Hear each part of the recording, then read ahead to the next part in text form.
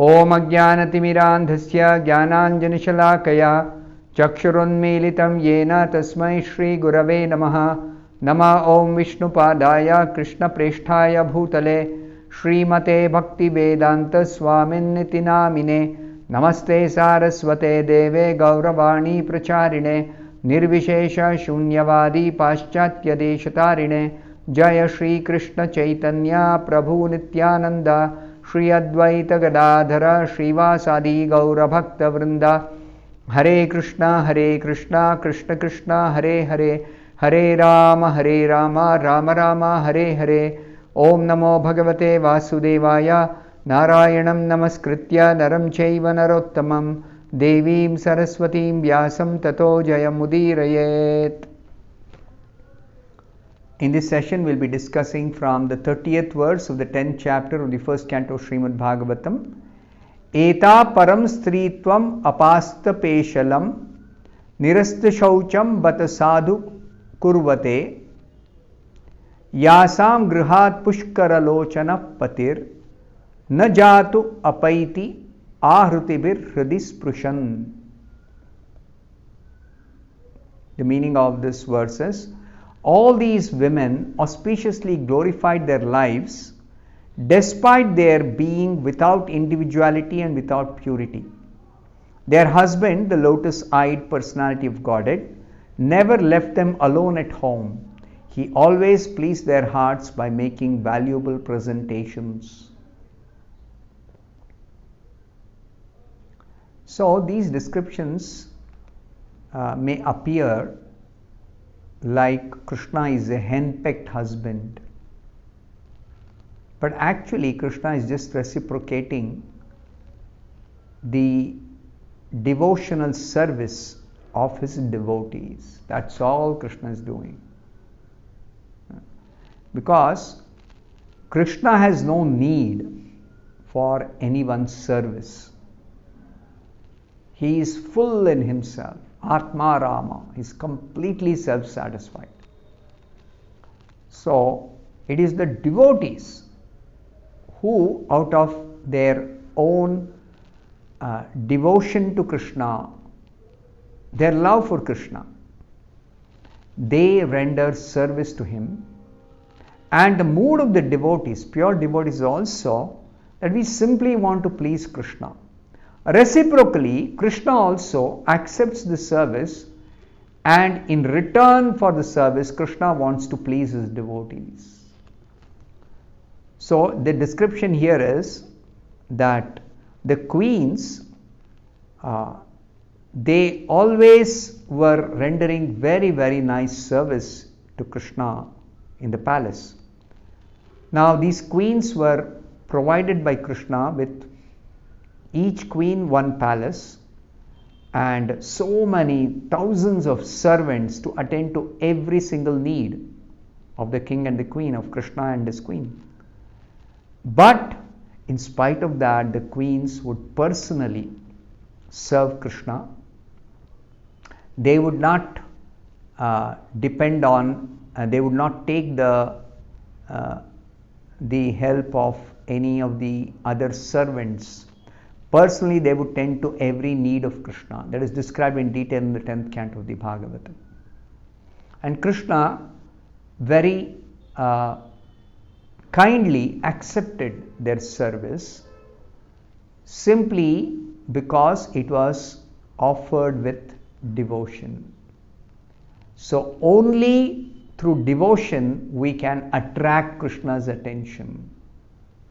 We cannot attract Krishna's attention by any other way, not by knowledge, not by our skill, not by our perfection in some yoga practice, siddhis, mystic perfections. No, none of these things can attract Krishna, because he is himself full of all mystic perfections. He is Yogeshwara. He is full of all knowledge. He is full of all varieties of opulences, wealth. So we cannot attract Krishna by our wealth or by our knowledge or by our strength, nothing. But devotion, pure devotion, that attracts Krishna. So these queens attracted Krishna by their devotion. All the devotees, not only the queens, every devotee of Krishna, pure devotee of Krishna, attracts Krishna only by their pure devotion. That's all. Nothing else can attract Krishna. So, in the purport, Srila Prabhupada explains, the devotees of the Lord are purified souls. Devotee means completely purified of all material contamination. Of course, in the beginning stage, when we begin devotional service, in the neophyte stage, beginning stage, we may not be completely pure. We may be contaminated to whatever extent. But devotional service itself is purifying. So we become purified as we keep on rendering devotional service according to rules and regulations, according to the principles of sadhana bhakti. But when we become completely purified, then our service comes to the level of pure devotional service. As long as there is contamination in the heart, our service is a mixed devotional service. It is not counted as pure devotional service. Nevertheless, Krishna accepts if such mixed devotional service is offered through a pure devotee spiritual master. Only then Krishna accepts. Mixed devotional service is never accepted by Krishna if somebody tries to do that independently. So therefore, in the beginning, we have to approach a bona fide spiritual master and render service to Krishna, begin rendering or continue to render service to Krishna through the spiritual master. Only then Krishna will accept it, because Krishna accepts anything only from his pure devotees. So through the pure devotee, we can offer to Krishna some food we might have cooked. Otherwise, Krishna is not hungry or Krishna is not in need of any food. But when the pure devotee recommends that here is a sincere soul wanting to offer you some service, then Krishna very kindly accepts the seva of the neophyte devotee, even though it is mixed devotional service. He accepts it through the medium of the bona fide spiritual master who is a pure devotee. Only through a pure devotee we can offer our seva to Krishna in the mixed devotional stage, mixed devotional service stage. Otherwise, it's not possible. Therefore, don't try to do any service, devotional service, independently. Independently, somebody may cultivate knowledge. Independently, somebody may practice Ashtanga Yoga. Independently, somebody may try to perform some rituals. But that is impersonal kind of thing. You see, it doesn't depend on who the person is. They are just governed by some laws, that's all. Laws in this material world. And somebody may make progress also independently, trying to do some cultivation of knowledge or perfecting their yoga practices, asana, pranayama, pratyahara, they may do independently. Though even in those aspects, it is recommended that one should have a guide, so that you don't waste time making mistakes and trying to correct yourself through trial and error. But somebody is somehow desirous of independently practicing or trying out the practice itself. It may work but not bhakti. Bhakti is never, never, never possible to be independently practiced. To make progress on the path of pure devotional service, it's never possible. Therefore, we see people who take to devotional service but give up the shelter, the guidance, the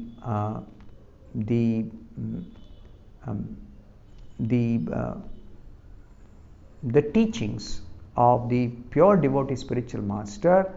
They are lost in this material world. They cannot achieve perfection. Never. Perfection is never achieved that way. Whereas those who are carefully under the guidance of the pure devotee spiritual master and strictly follow his instructions without even 1 millimeter of deviation, they are the ones who make rapid progress. And Srila Prabhupada says, in this lifetime you can go back to Godhead. You can perfect yourself in this lifetime and go back to Godhead, irrespective of what your background had been before taking to devotional service. Even the most sinful person among sinners can take to devotional service under the guidance of a pure devotee spiritual master and perfect himself very quickly. So therefore, Prabhupada says, as soon as the devotees surrender unto the lotus feet of the Lord sincerely, the Lord accepts them, and thus the devotees at once become free from all material contaminations. Such devotees are above the 3 modes of material nature. They are not on the platform of the 3 gunas. Krishna says that in Bhagavad Gita. Mam chayo avyabhicharena bhakti yogena sevate sagunan samatityetan brahma bhuyaya kalpate. One comes to the spiritual platform as soon as one renders pure devotional service to Krishna. Then such a service is above the 3 gunas. So therefore Prabhupada says, there is no bodily disqualification of a devotee, whether he is from a Brahmanical background, or a Kshatriya background, or a Vaishya background, or a Shudra background, or a Chandala background, or a sinful background, Antyaja. It doesn't matter when it comes to pure devotional service. Just as the example is given by Srila Prabhupada, there is no qualitative difference between the Ganges water and the filthy drain water when they are amalgamated. Now the Ganga river is flowing. When it comes from the Gangotri, Himalayas to Haridwar, it is crystal clear water. But as it flows down the Gangetic plains through different towns, villages, cities, till it joins the Bay of Bengal, so many drain water may join the Ganga river flow. But that doesn't mean after the drain water is joining the Ganga, Ganga does not lose any potency, spiritual potency. Ganga does not lose any spiritual potency. And even it is proven that, let us say, a person who is infected with some disease, he's got germs of the disease on his body, and such a person goes and takes bath in the Ganga river, then immediately if you take that water where the person has taken a bath, that water will actually have those germs. But within 3 hours of taking that water and keeping it aside, that water, Ganga Jal, which had those germs, all those germs will be destroyed. This has been verified by medical scientists back in the British era. That these Hindus, they claim Ganga water is very pure always. How is it possible? So they have proven that actually. It's a fact. But we are more interested in understanding that the spiritual potency of Ganga is not reduced because some drain water is mixing with the river Ganga when it flows in different parts of this North India. Similarly, anybody who renders service to Krishna through the medium of a pure devotee actually becomes purified regardless of their background. So, this is how it is said here that the women who were actually under the clutches of Bhaumasura and they had become polluted, but when Krishna accepted them, their service, sincere service, they became completely purified and there was no more any question of their impurity remaining. So that is the mercy of the Supreme Lord. I'll stop here. Thank you very much. Hare Krishna.